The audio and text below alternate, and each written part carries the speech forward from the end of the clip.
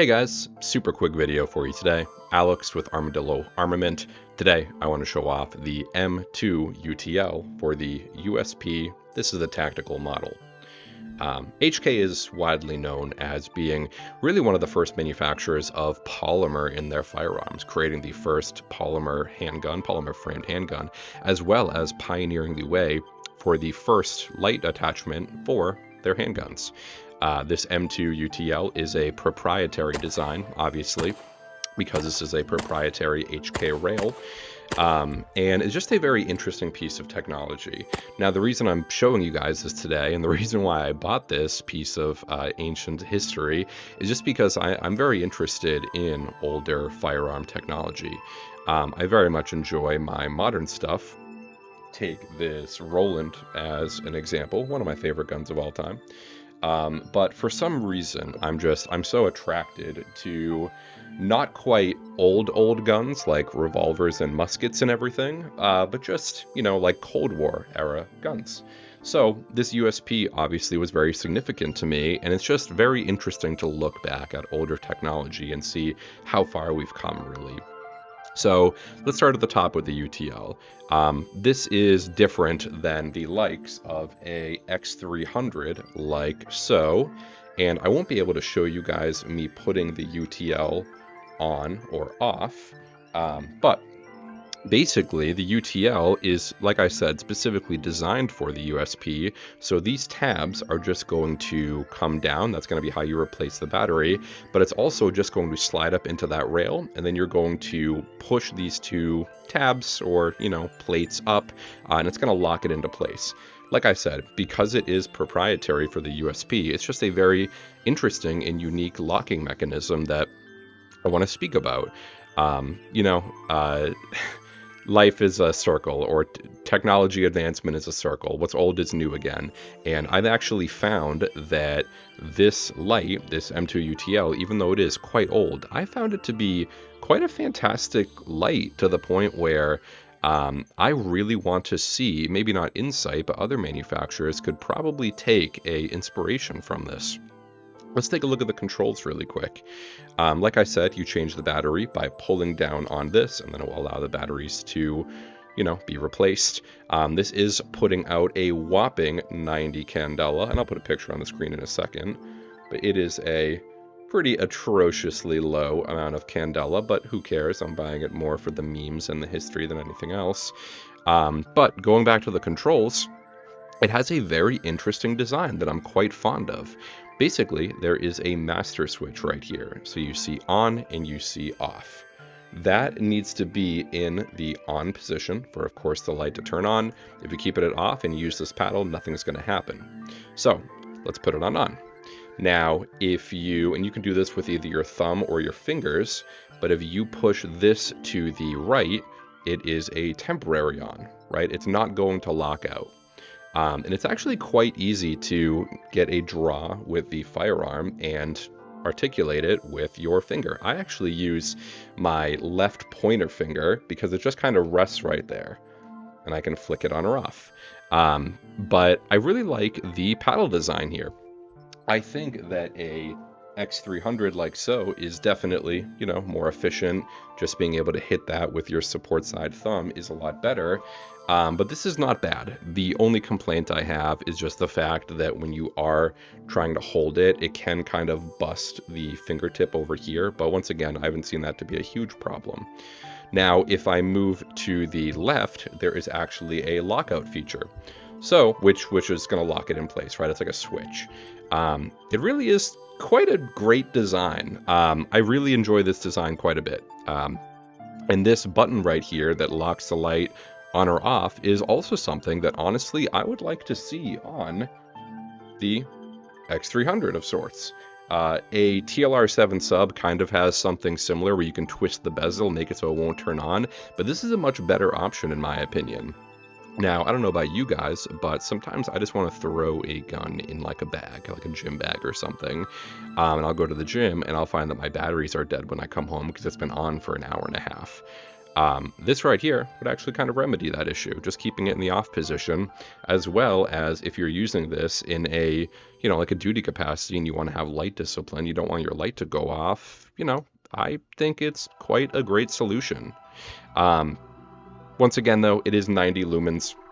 Now, there are LED upgrades for this that you can buy on eBay, or bulb upgrades that will make this go to about 500 lumens, if I'm remembering correctly. I'll put a picture on the screen right now. But once again, I don't really care too much about modernizing this as much as I do just about the history of it and just to see how far we've come. But overall, I really am enjoying this UTL, and I just wanted to share it with you guys because I know they can be very hard to find. At all times on like eBay and Reddit and wherever, you're only going to see a couple of these, maybe like one or two, and there'll be kind of like an auction war on eBay. I got this for about $300 if I'm remembering correctly. And obviously this is not a great weapon light for self-defense. I would much rather have a X300 like so, that it's obviously pushing out significantly more lumens. But if Insight legitimately made this for more, types of firearms, and let's just say give it 1,000 lumens, dare I say I would prefer to be using this over something like an X300. So anyway, I really just wanted to share this little piece of technology with you guys. If you have the chance to buy one, I recommend it just because it is so interesting compared to what we're used to. And before we part this video out, I want to show you guys the packaging that it came with. Take that USP out of here. So this is the original box for the UTL. When it came to me, and I bought this off eBay again from a really cool guy. When it came to me, it came with these batteries. I don't know if these were the original batteries. I'm assuming they were. They look pretty old, and they were completely dead, and so I took them out, but I'll be storing them. And then underneath here, it had the instruction manual. There's nothing there now, but just a nice little Insight case. Now, here is the instruction manual, the operator's manual. And if we scroll through it, it's just going to give the normal warnings. It's going to tell you how it works. There was a tape switch for it, which I know existed at one point in time. I don't know how you're possibly going to find that now. Same thing with the Mark 23. The Mark 23 had its own laser aiming module back in the 90s or 95 when we thought lasers were the coolest things ever. UTL size, it shows it off. Battery installation. I can't show you guys on YouTube, but if you want to pause and take a look there, go for it.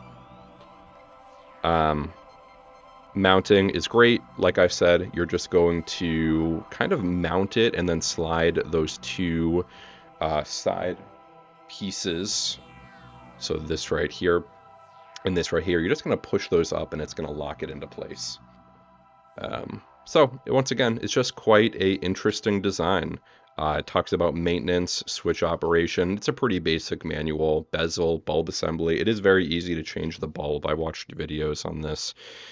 There's a 12-month limited warranty, so unfortunately I think we're all out of warranty by about, what would that be, 25 years? So yeah, you're probably not going to get a warranty on this, but once again, it really is just such a interesting piece of technology. And I will likely in the future be sending this pistol off to be milled for a red dot, probably an acro or an RMR. And I think it'll just look really cool with the UTL as well as the threaded barrel. I think the UTL and the threaded barrel really match up really well. Obviously the threaded barrel is a little bit longer, but I don't know. With a Glock, once again, with a Glock, the X300, I'm not going to say that it matches at all because it's a different level of sheen. It just doesn't look very connected with the firearm. I think this gun looks great, but it doesn't look super connected. But this UTL, it really looks completely at home. It looks like what probably HK would have designed if they did do this, if they integrated a light into the platform. And once again, I just think it is such a cool design, and I've just been really happy with it. And if you have the chance online to drop, let's say $200 on it, yes, it is ancient technology, and it's not technically a great self-defense option by any means, I still think it is 100% worth your time, and I say to go grab it. All right, that's all I have to say. Oh, USP undermat too, which I think is kind of fitting for this video. The USP is slowly becoming one of my favorite guns of all time. It already was beforehand, but it's becoming like my favorite. Really quick, before I part this out, I know I've said this before, but also I wouldn't recommend you shooting with this a lot, just because this is such a delicate piece of technology. So it's kind of weird that I want to modernize this and put a red dot on it. That being said, this is very delicate. It is made of polymer for the most part.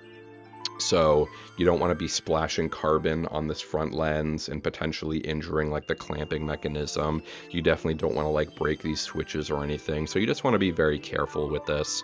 And if you do own one, you know, there are companies, I think it's called Next Level Tactical on Facebook, that make like holsters for this setup. Even though I really want to get one, and honestly I probably will, I don't recommend it, because think about it, Kydex just smacking like these corners over and over is probably going to wear into this really quickly, and these have never been known for being super durable anyway. So once again, it's probably not the best EDC option, but regardless, it is just such a cool piece of technology that really reminds us just how far we've come. And if you guys have any questions, please feel free to sign up down below and I'll be happy to answer them. All right, once again, Alex with Armadillo Armament. It's been a pleasure. See you guys in the next one.